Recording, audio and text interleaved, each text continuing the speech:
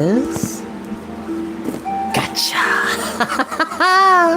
Get into it, lovelies. We are back with another installment of Storytime with Chris. As I always say, you don't have to watch videos when they go live. You're more than welcome to watch them. And your downtime, nap time, max, relax, and chillaxing time, in between time, mean time, scheme time, study time, break time, CP time, anytime that you want to hear a highly animated voice with wonderful stories of magic, fantasy, science fiction, adventure, and many, many more in between. Hi, lovelies. It's me, Chris. We're back. Chris, she, he, they. Nice to meet you. Welcome back to Storytime with Chris. We're back here with Bruce Coville's The Unicorn Chronicles, the first book, which is called Into the Land of the Unicorns. We are currently about to begin chapter 17. And for those who are new to the channel, please hit that like button, subscribe, hit that bell notification so you don't miss it. And by the way, I do not own the music that you're hearing in the background, which is brought to you by Harpsiboard. And she is an amazing harpist and does a lot of ambient music from video games, anime, to anything you could imagine. Show her some love. Harpsiboard. Harpsibored. There we go. One word. Harpsiboard. So, let's go ahead and get started. I'm a little late because I was in the midst of cooking, which I'm waiting for my corn on the cob to finish. Made some baked chicken and corn on the cob and some red beans and rice. Life is good. I love to cook. It's magical. Actually, I feel like I'm a bit smudged. Oh, that's a bit better. It's probably lighting too, which I do still have my old selfie light. Eventually, I will buy one when I have the means to, but until then, this is what we got. Which is still doing a fantastic job. Now sit back, relax, and enjoy as this beautiful moonlight floods through my window. The moon is almost full. I'm a huge lover of the moon ever since I was a kid. I honestly blame anime, specifically Dragon Ball, for my Dragon Ball and Sailor Moon for my love and appreciation of the moon, and the moon as a motif in fantasy novels and westerns, like the nighttime, the mystery of the night. I love the moon, which in Greek mythology, the name of the moon in Greek mythology is Selene, the goddess of the moon. Yeah, let's go ahead and get started. Chapter 17, Upward. You must leave this place at once, said Grimwald. Why? Asked Kara, who was still shaking with the shock of the message. Because she knows that you are here. They had returned to Grimwald's writing room. The old dwarf was pacing back and forth in front of the fireplace, chewing his lips. This is worse than anything I could have imagined, he said. Beloved has not been heard from for years. I had even dared hope she might finally have died. Now you arrive with this amulet, a hunter hot on your trail, and the ancient enemy tracing your path? I do not like this. I do not like it at all. Kara shifted nervously in her seat, feeling vaguely guilty as if the entire situation were somehow her fault. Which, obviously, it isn't. Why not destroy the amulet? Growled the Dibblethumb. Be my guest, said Grimwald, gesturing toward the fireplace. He nodded to Kara and said, Throw it in, if you wish. Won't the queen be angry? She asked, at the same time wondering what such an action would mean for her own chances of getting home. Grimwald shrugged. Probably not. I suggested it merely for the sake of demonstration. If you throw it in, it will not melt. Hammer it, it will not bend. To destroy it would take a magic more powerful than can be found in this cave. Things that cannot be broken are generally a bad idea, said Thomas. Kara shivered. Where is Beloved now? She asked. On Earth? Or here in Luster? I do not know, said Grimwald, though I dearly hope that she's still in your world. Bad enough that she has some agent in this world. Probably one of the hunters, which is even worse, without her being here herself. If she knows where we are, knows to send a message here saying she wants the amulet, isn't it likely that she will have someone in place to steal it as soon as we leave here? Asked Lightfoot. Absolutely, replied Grimwald, which is why you must leave in secret. I will take you to one of the back tunnels. It will lead you out in Firethroat's territory. Yikes! Squealed the Squidgem. She should not bother said Grimwald. I have long since made peace with the Great Lady. In fact, she herself suggested this emergency exit. What do we do after we leave? Asked Kara. Make for Summerhaven and the Queen with all the speed that you can manage. I had hoped to summon help, an honor guard to take you and the amulet safely to court. Now you will need to travel as swiftly and secretly as you can. The amulet must not fall into Beloved's hands.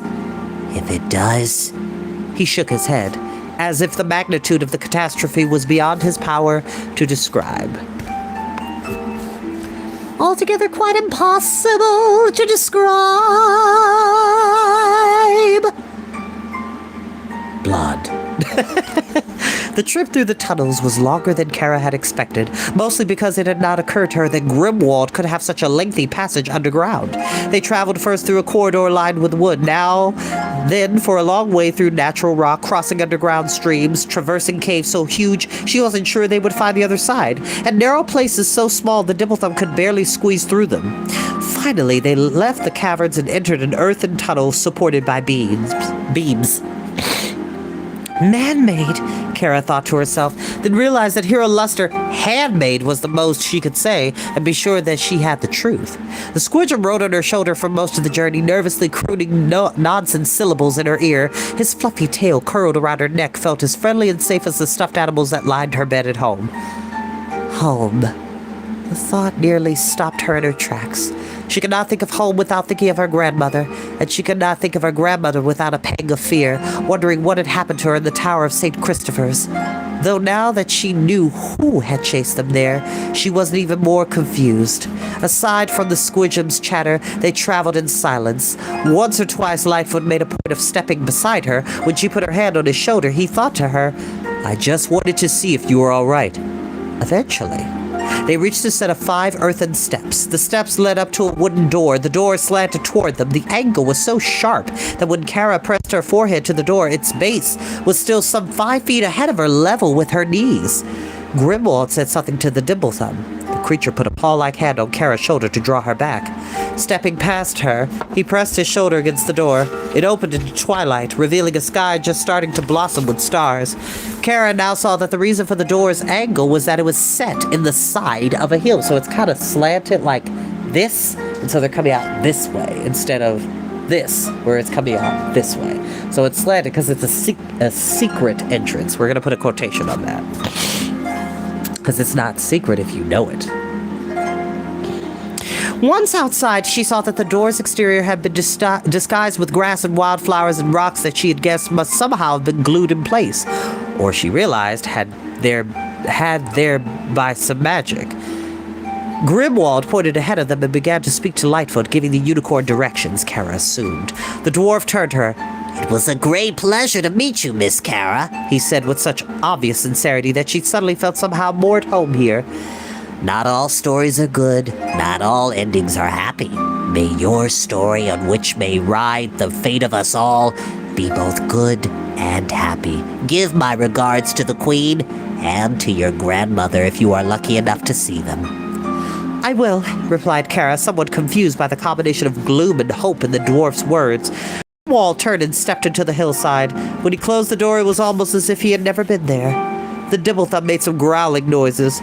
Kara put her hand on Lightfoot's shoulder, too late to understand the meaning of the growls, but in time to catch the unicorn's response, which was basically, "As fast as possible." Turning his attention to Kara, he added, "Would you like to ride?" She scrambled onto his back, twining her fingers in the spun silk of his mane, pressing her knees to his side. No need to urge the steed to speed or for a bridle to guide him. She merely held on as he sped through the grasslands straight into the domain of the dragon.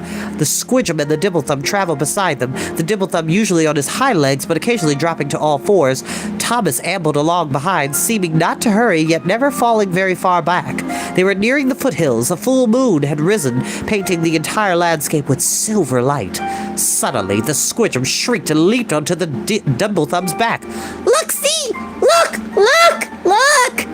he cried, pointing moonward. Kara looked up and gasped.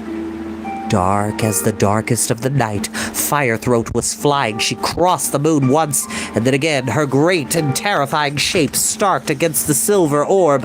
On the second pass, Kara realized that the dragon was getting closer. For a moment, she tried to convince herself it was mere coincidence, but too soon it became obvious that Firethroat was heading straight for them. "Run!" she cried to Lightfoot, forgetting that her spoken words carried no meaning for him. It didn't make any difference. The thought was so strong in her that she didn't need to try to send it to him. It flowed from her in a wash of panic so powerful that he reared back and pawed at the air. Kara slid from his back, landing with a thump on the soft grass. Part of her remembered Lightfoot's warning that to run would only anger the dragon, but with that great bat-winged form swooping toward them from the darkness, such advice was hard to heed. Scrambling to her feet, she shot off through the grass. Something grabbed her neck. She screamed before she realized it was a squidgem who had leaped onto her shoulders and was gibbering with a fear that matched her own. To her astonishment, Lightfoot held his ground. He stood in the moonlight, wind streaming through his mane, staring up at the dragon as if daring her to take him. Kara caught her breath as Firethroat swooped low above the unicorn. The creature... Ooh, gracious, I'm so sorry, excuse me. The creature was enormous, her head the size of a car, the span of her wings wider than a house. Lightfoot, even the Dimblethumb, suddenly seemed tiny in comparison. Raising her head, the dragon shot a column of fire into the sky as she flapped those enormous wings a single time and swooped over Kara. Closing her right claw around the girl, the dragon turned and headed upward. Kara screamed and kicked as she was lifted from the ground, but the talon that had closed around her waist was like a band of iron, smooth, hard, unbreakable. Her stomach lurched as the world fell away below her. Her legs dangled uselessly, and with nothing supporting her, she was terrified that she would fall. At the same time, irrationally, she was struggling to escape the dragon's grip, even though success would have sent her tumbling to the ground, increasingly far below. The squidgem, which still clung to her neck, was screeching in terror. The dragon wheeled and, almost as an afterthought, veered toward the ground again and snatched up Lightfoot with her other claw. Then into the air she rose. As Kara watched the land fall away below them, she spotted Thomas and the Dimblethumb, the latter roaring and stretching his fists toward the sky. Slowly they dwindled until they were nothing but specks. The dragon flew on. So kind of like tonight, on a moonlit night, Firethroat, one of the great dragons of the magical world of Luster, has captured Lightfoot and Kara and the squidgem.